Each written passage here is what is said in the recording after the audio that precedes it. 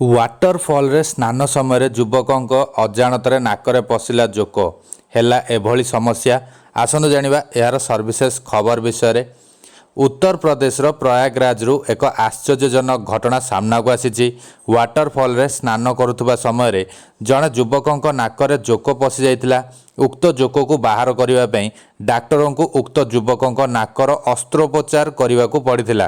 ସୂଚନାଯୋଗ୍ୟ, ପ୍ରୟାଗରାଜରେ ବସବାସ କରୁଥିବା ସିସିଲ୍ ସବାର ସାଙ୍ଗମାନଙ୍କ ସହ ଉତ୍ତରାଖଣ୍ଡର ୱାଟର ପାର୍କକୁ ବୁଲିବାକୁ ଯାଇଥିଲେ। ସେଠାରେ ସ୍ନାନ କରୁଥିବା ବେଳେ ତାଙ୍କର ଅଜାଣତରେ ନାକରେ ଏକ ଜୋକ ପଶି ଯାଇଥିଲା। ଘରକୁ ଆସିବା ପରେ ତାଙ୍କ ନାକରେ କିଛି ଗୋଟେ ଥିବାର ସିସିଲ୍ ଅନୁଭବ କରିବା ସହିତ ରକ୍ତ ବି ବାହାରୁଥିବା ସେ ଦେଖିବାକୁ ପାଇଥିଲେ। ସେ ଭାବିଲେ ନାକ ଭିତରେ ବୋଧହୁଏ କୌଣସି ଖଣ୍ଡିଆ ହୋଇଯାଇଥିବାରୁ ଏପରି ସମସ୍ୟା ହେଉଛି। ତେଣୁ ହେଳାରେ ରହିଯାଇଥିଲେ। 14 ଦିନ ବିତି ଯାଇଥିଲେ ସୁଦ୍ଧା ତାଙ୍କ ନାକରୁ ରକ୍ତ ବାହାରିବା ବନ୍ଦ ନ ହେବାରୁ ସେ ଡାକ୍ତରଙ୍କ ପାଖକୁ ଯାଇଥିଲେ। ଡାକ୍ତର ତାଙ୍କ ନାକର ଏକ୍ସରେ କରି ଭିତରେ ଏକ ଜୋକ ଥିବା କହିଥିଲେ। ସେ ନାକ ଭିତରେ ପଶି ରକ୍ତ ଶୋଷୁଛି, ଯେଉଁ କାରଣରୁ ନାକରୁ ରକ୍ତ ବାହାରୁଛି।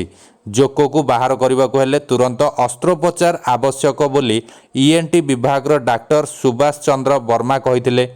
ଏହାପରେ ସେ ସିସିଲ୍ ସବାରଙ୍କ ଅସ୍ତ୍ରୋପଚାର କରି ନାକରୁ ଜୋକକୁ ବାହାର କରିଥିଲେ। ଚିକିତ୍ସା ପରେ ସିସିଲ୍ ସବାର ସୁସ୍ଥ ଅଛନ୍ତି।